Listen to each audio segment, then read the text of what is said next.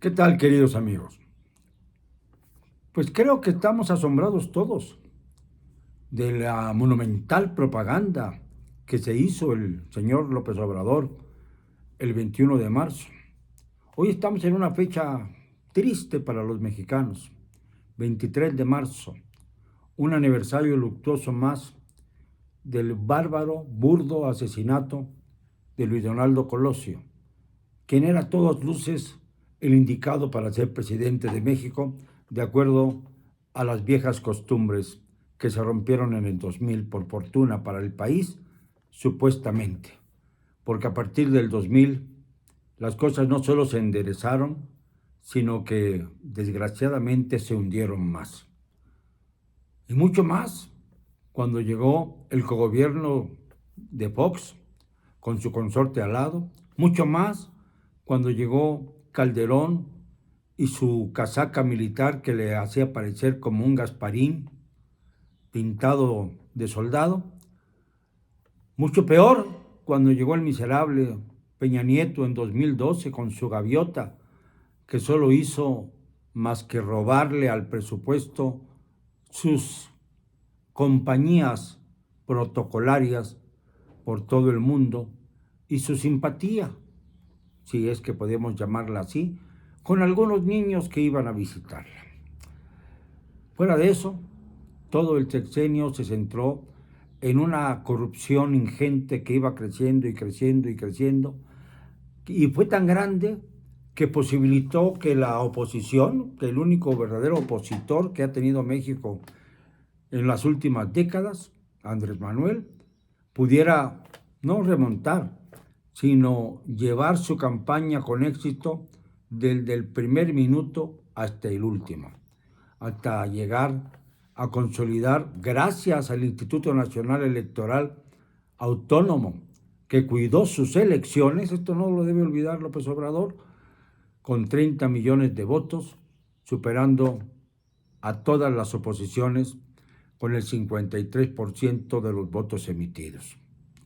Ya no fue igual, ya no fue igual en el año pasado, 2021, cuando en las elecciones intermedias para elegir a un nuevo Congreso, además de los gobernadores que tuvieron que rendir cuentas azarosas, 15 de ellos, pues la elección ya resultó distinta porque Morena, sin sus aliados, apenas reunió 20 millones de votos.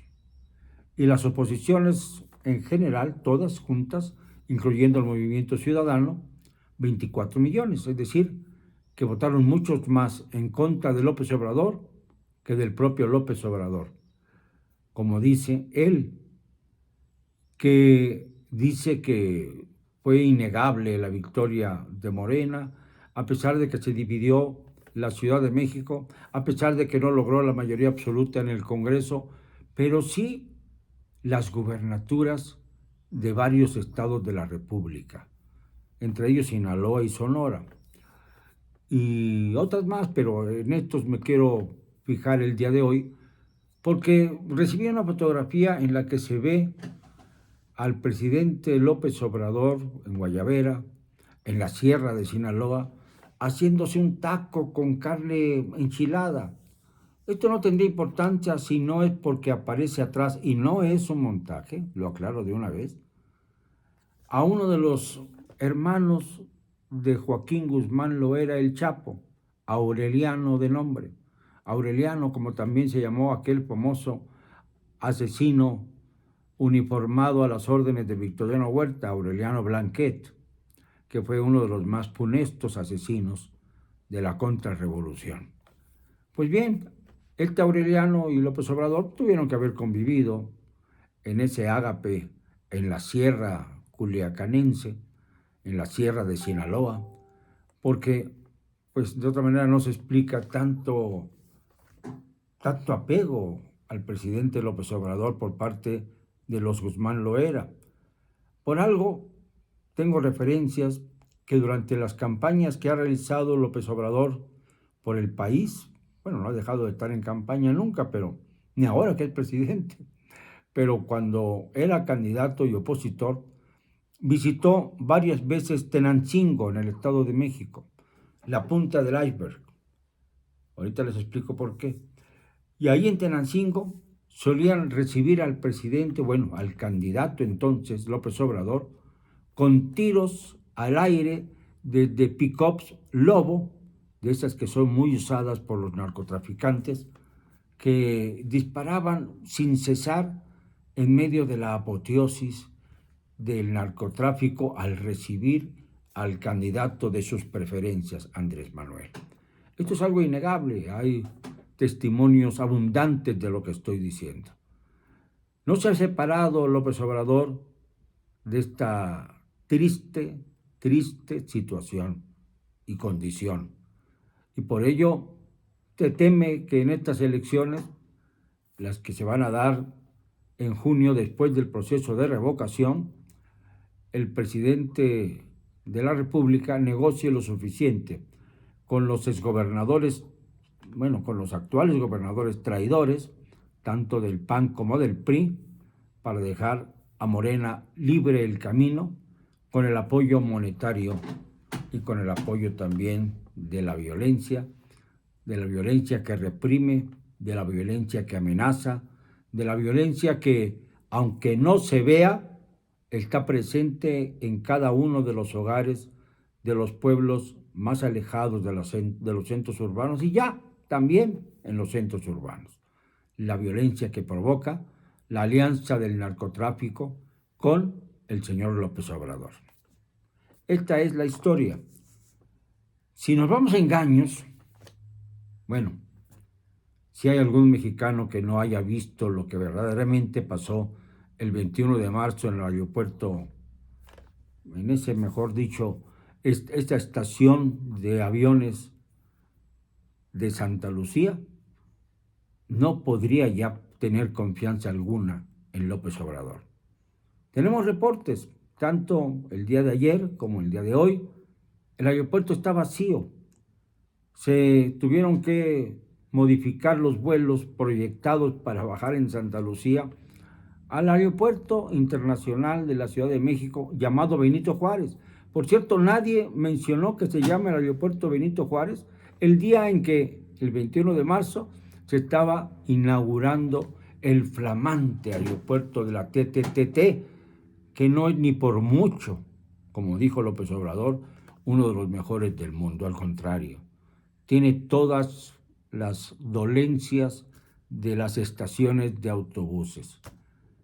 No sirven las escaleras eléctricas, ya creo que servirán pronto, pero en el momento de la inauguración la obra no estaba terminada, como se cansó López Obrador en decir, junto con la señora Claudia Sheinbaum, que se dio el borlote de decirle a los mexicanos, a los citadinos, a los que ella gobierna, que no dejaran de visitar el aeropuerto para asombrarse ante la magna obra que representaba ese día histórico, su inauguración.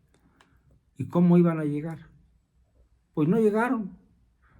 Es peor, los que fueron acarreados al aeropuerto para gritar aquello de es un honor estar con Obrador, tuvieron enormes dificultades para regresar después de la pomposa faraónica inauguración. Muchos se quedaron en el aeropuerto varados durante muchas horas y hasta la noche empezaron a desalojarlos. Hay testimonios de esto, no estamos inventando nada. No somos nosotros iguales a López Obrador, como López Obrador dice que no es igual a nosotros. Por supuesto, tiene usted toda la razón, usted es un pillo que no puede ni siquiera explicar toda la austeridad de sus hijitos, que no puede explicar la austeridad de sus hermanitos, que no puede usted explicar los contratos de sus primas con Pemex, que no puede usted explicar el hecho de que le haya vuelto a dar entrada a la reina de los sobornos, Odebrecht, para que construya una planta de polietileno en Coatzacoalcos. Ya necesita también sobornos, presidente, porque se le está acabando el dinero, a pesar de los altos precios del petróleo que ahora empiezan a bajar, porque la guerra entre Rusia y Ucrania está tomando una dimensión distinta. aunque no se ha terminado el peligro. Y mientras esto ocurre, usted le ordena a sus diputados, a sus lacayos de la Cámara, que formen un grupo de amigos de Rusia. Presidente, ¿está usted bien de sus facultades?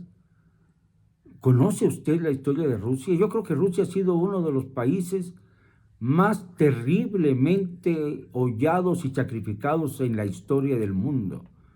Primero con los zares, después con la revolución bolchevique, después con el estalinismo brutal y finalmente con el Soviet Supremo, que dio lugar a la desintegración de las repúblicas socialistas soviéticas para formar Rusia, que está en manos de un dictador indiscutible, que es Putin, y que ahora quiere recuperar las repúblicas soviéticas nada más por su gusto.